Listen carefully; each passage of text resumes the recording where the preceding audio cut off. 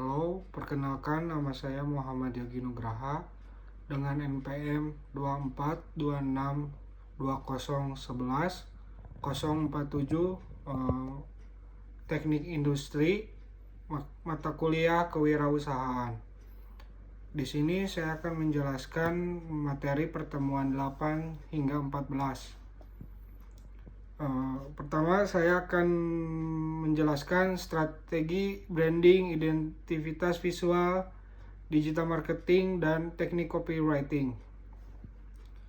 Strategi branding dan identitas visual, logo dan brand. Pengertian logo adalah merupakan tanda pengenal sebuah bisnis yang dapat berupa simbol, tulisan, kombinasi keduanya.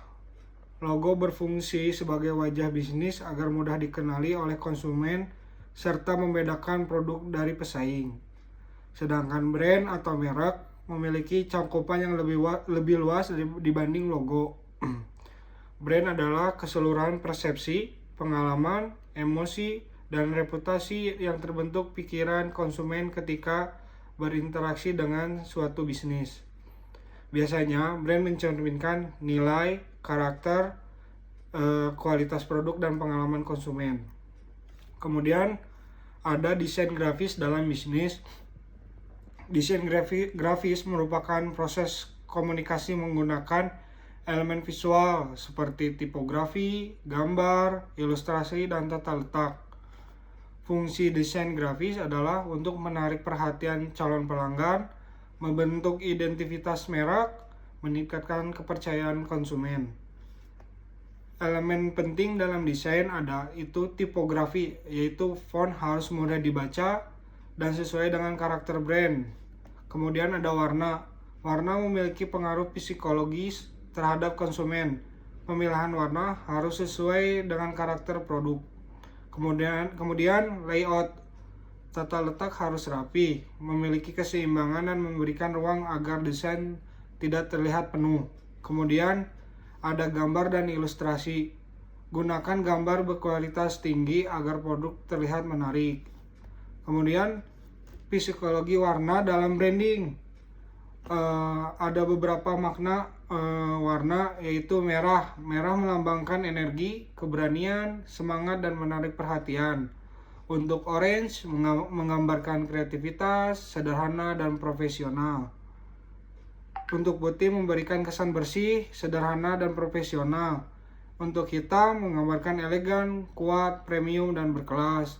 Untuk biru memberikan kesan kepercayaan, keamanan, dan stabilitas.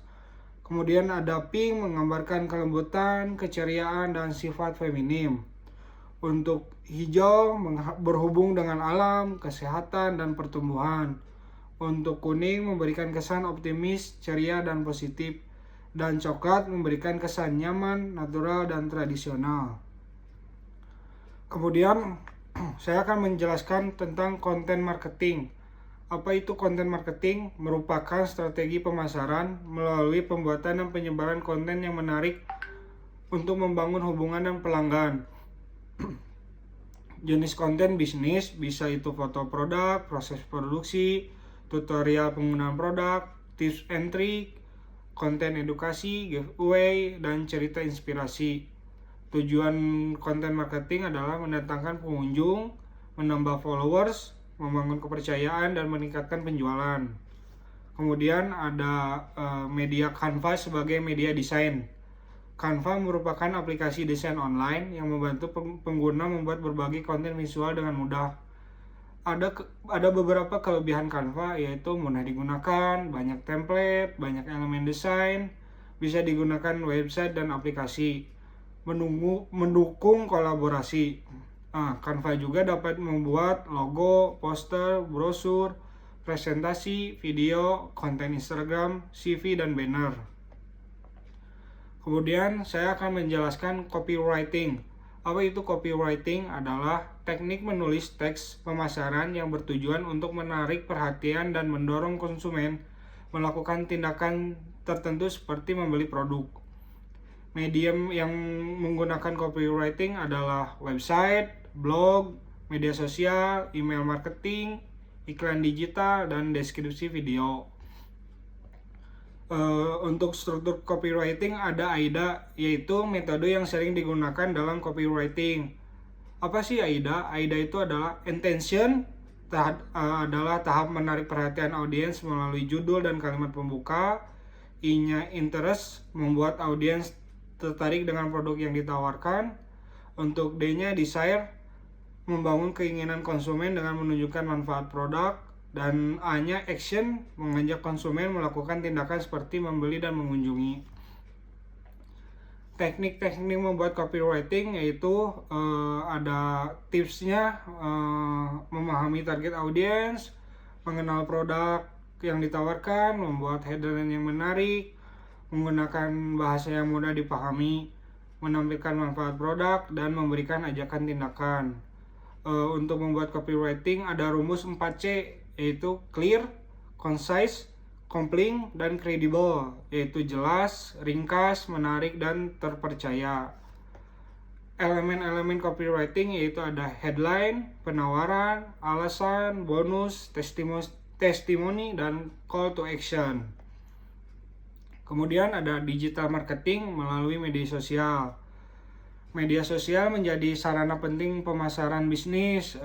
Ada platform yang dapat digunakan yaitu Instagram, Facebook, YouTube, TikTok, dan website. Untuk strateginya, pilih platform sesuai target pasar.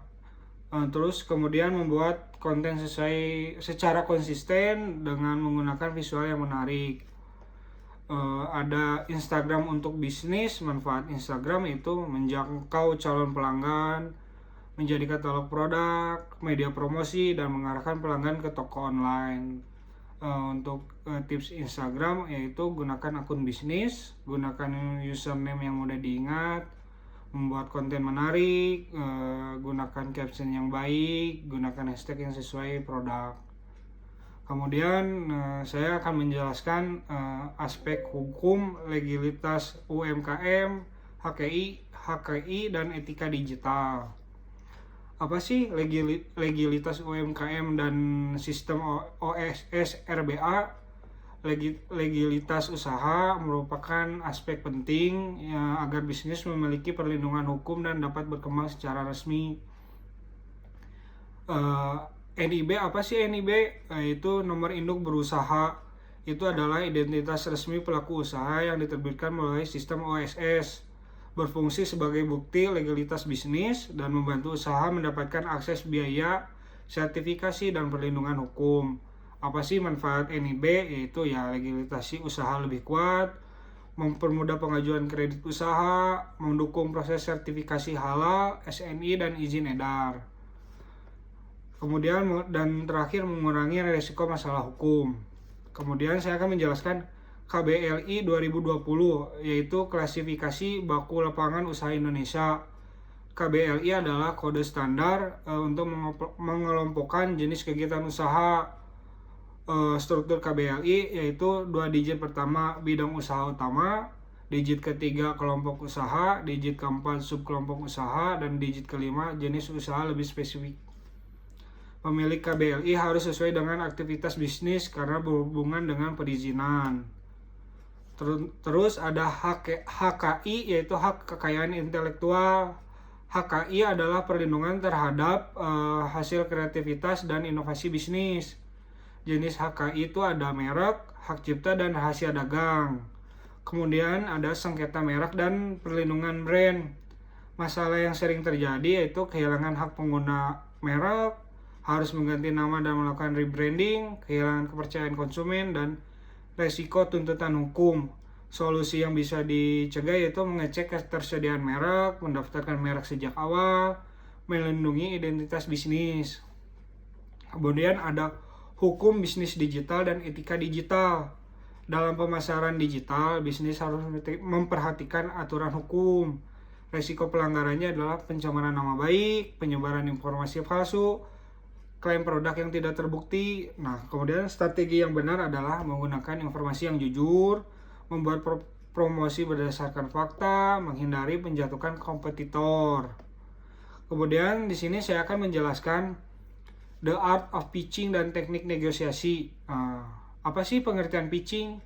Pitching adalah kemampuan menyampaikan ide bisnis secara singkat, jelas, dan meyakinkan untuk mendapatkan dukungan investor, konsumen, atau pihak lainnya. Apa sih perbedaan pitching dan presentasi? Presentasi bertujuan untuk memberikan informasi, sedangkan pitching membujuk atau mendapatkan keputusan. Elevator pitch adalah penyampaian ide bisnis dalam waktu singkat sekitar 30-60 detik. Struktur elevator pitch ada the hook, pain gain, product, solution, the ask. Apa sih the hook? Hook itu adalah pembukaan menarik perhatian, kayak menggunakan fakta, pertanyaan, dan atau masalah. Kemudian pain gain adalah menjelaskan masalah pelanggan dan manfaat solusi. Sedangkan product solution adalah menjelaskan produk dan keunggulannya. Terus the ask adalah menyampaikan kebutuhan investasi atau kerjasama.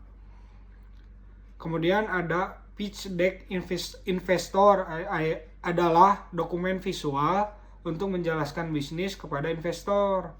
Isi pitch deck adalah masalah, solusi, inovasi, model bisnis, strategi pemasaran, analisis kompetitor, tim, proyek bisnis, dan timeline.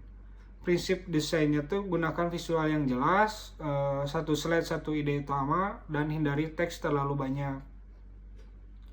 Kemudian ada data storytelling, yaitu cara menyampaikan data melalui cerita agar lebih mudah dipahami.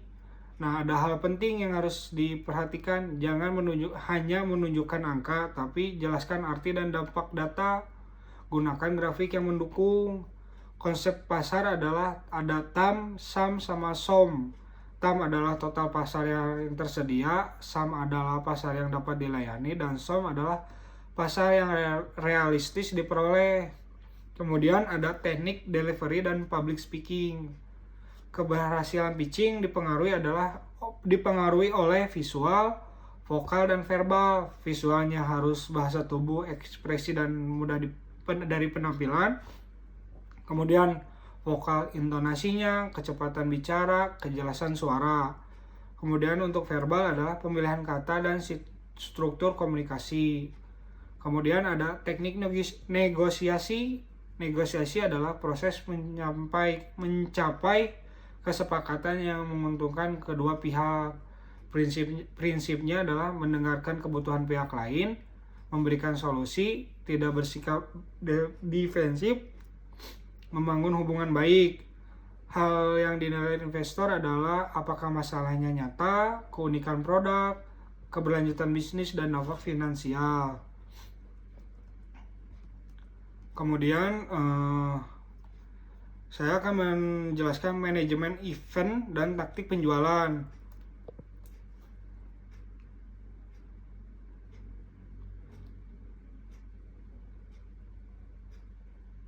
Nah, dalam event booth yang akan terjadi adalah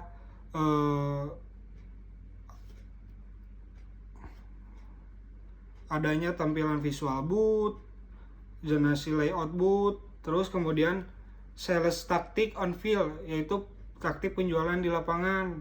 Ada dua taktik yang harus kita pahami, yaitu teknik upselling, menaruhkan nilai lebih, mendorong pelanggan untuk membeli versi produk layanan yang lebih premium. Kemudian teknik cross selling, yaitu menawarkan produk tambahan yang melengkapi produk utama yang baru saja diputuskan untuk dibeli. Kemudian ada SOP pelayanan, yaitu greeting, need identification and pitching, dan yaitu ada produk presentasi dan handling objection, closing, dan taktik implementation, kemudian transaksi dan farewell.